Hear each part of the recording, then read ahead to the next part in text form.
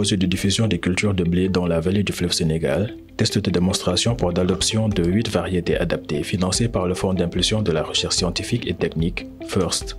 Fanaï, Tchagar, Tchago et Dara El Aïbé ont été choisis pour abriter des parcelles de démonstration 2 mois après leur mise en place. Le CRA de Saint-Louis et l'Unival ont effectué une visite des parcelles de démonstration de culture de cette céréale dans la vallée. Avoir des données qui permettraient justement d'alimenter une rencontre qui est prévue également dans ce projet, donc en 2025, qui permettrait à l'État ou bien à toute la chaîne de valeur du blé impliqué de proposer à l'État du Sénégal un programme national d'autosuffisance en blé. Cette visite effectuée au pas de charge a permis de se faire une idée des essais installés au niveau de cette vallée. ISRA avait recherché et homologué 8 variétés de blé, 4 variétés de blé tendre et 4 variétés de blé dur. Comme vous le savez, le blé est une nouvelle culture. Donc toute nouvelle culture, pour l'adoption, il faut passer par la vulgarisation et la formation du producteur. On a installé des parcelles de démonstration un peu partout dans la vallée du fleuve Sénégal. Donc ici, actuellement, on est au niveau de Tchagar, dans la commune de Ronk, au niveau de Khor. Donc il y a un site aussi qui a été installé à Tchago, un autre site installé à Dara El Aïbé Extra. Nous avons ici, on essaye de 3 hectares. Dans lequel nous avons 4 variétés, à savoir 2 variétés de blé tendre et 2 variétés de blé dur.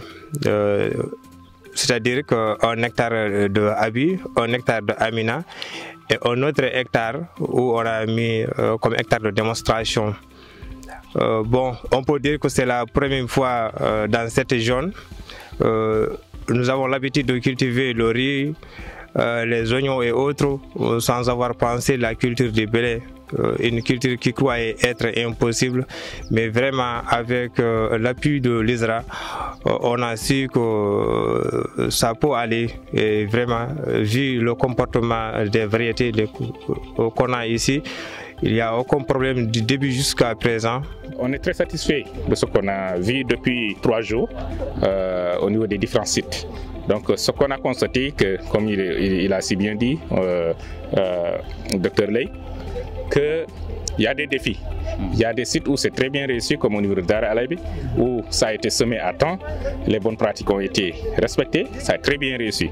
Par contre, dans certains sites où il y a eu des difficultés de planage, comme par exemple ici dans ce site-là, vraiment, partout où il y a un mauvais planage, donc il y a quelques difficultés. Mais néanmoins, c'est ça aussi l'apprentissage, c'est ça l'objectif, de voir les difficultés et vraiment de les régler ensemble. Donc, globalement, on est satisfait. On a vu aussi au niveau de Tchagar ici qu'il y a des difficultés, surtout liées non seulement au retard de semis, ça a été semé tardivement, mais surtout avec la baisse du fleuve, du niveau du fleuve. Donc ils ont eu des difficultés pour l'irrigation et les plantes sont restées pendant 3 semaines vraiment sans être irriguées, ce qui a fait que c'est la seule difficulté, mis à part le semis tardif et quelques difficultés de planage. L'ISRA nous a donné tous les semences et un appui de Dr Ahmed Tidiane Sall, parce qu'il est venu, il a vu que nous n'avons rien.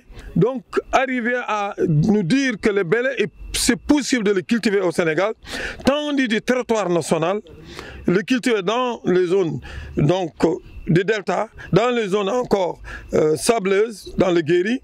Donc, je pense que le Sénégal, s'il appuie les agriculteurs et les encadrer pour la culture de blé, on aura l'autosuffisance en blé sous peu de temps. On n'avait pas l'habitude de cultiver du blé. On ne maîtrisait pas les rouages. Donc, il fallait tenter. On a tenté. Peut-être ça n'a pas marché comme on souhaitait.